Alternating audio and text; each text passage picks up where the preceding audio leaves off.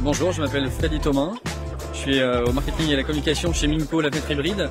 On est situé à Aigrefeuille-sur-Maine, une quinzaine de kilomètres au sud de Nantes. Alors là aujourd'hui, nous on travaille chez Minco, la fenêtre hybride, on est spécialisé on est créateur fabricant de fenêtres hybrides, donc c'est une création française, made in France. Et aujourd'hui on présente l'innovation pour laquelle on a été primé par nos pairs, puisqu'on a été lauréat médaille d'argent à Batimat. Donc c'est une innovation qu'on vient juste de présenter à Batimat et que finalement là on a étoffé la gamme.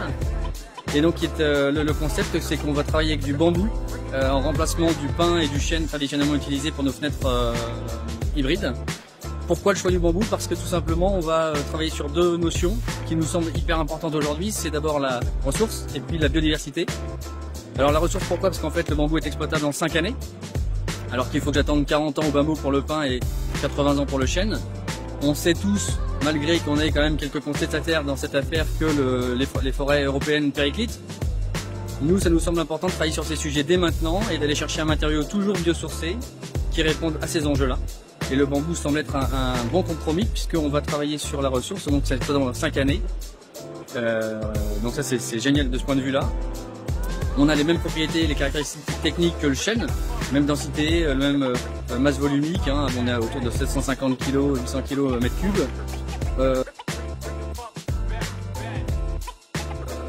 On nous fait souvent la remarque de l'impact carbone, puisque ça vient d'Asie, donc on a quitté un peu nos bois traditionnels français.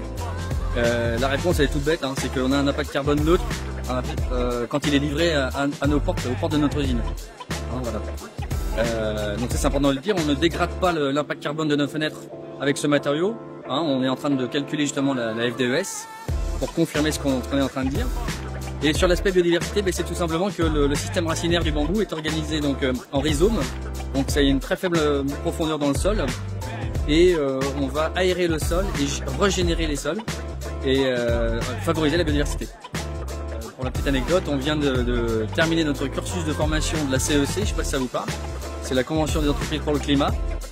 Donc c'est la première session de la CEC Ouest. On vient de terminer notre cursus la semaine dernière. Et le but c'est de transformer l'entreprise d'une entreprise, on va dire, business as usual ou responsable, vers une entreprise régénérative qui contribue vraiment à régénérer le vivant, la biodiversité et surtout traiter ces problèmes de ressources au quotidien. Voilà. Alors ça passe forcément par l'implication de toutes nos parties prenantes, avec dès le départ, les fournisseurs, mais j'ai envie même de dire dès le matériau, le choix du matériau, la notion du besoin. Nous, l'avantage c'est qu'on a un produit qui est très faiblement impactant en termes d'impact carbone, mais qui répond aussi à une vraie notion, un vrai besoin.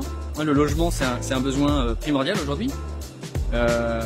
Donc d'un point de vue sociétal c'est hyper important. Donc si en plus de ça on peut, on va dire, diviser par deux l'impact carbone d'un bâtiment, on va pas gêner pour le faire. On travaille des architectes, des artisans, on travaille dans toute la France et uniquement dans toute la France. Notre but c'est pas d'aller à l'export, il y a des fabricants étrangers qui font très bien l'affaire. Nous on est vraiment sur un marché français et toute la France, voilà. Et on s'adresse à une cible de professionnels, installateurs, constructeurs de maisons. C'est toujours des gens qui ont l'envie d'améliorer l'habitat durable, de le transformer en habitat régénératif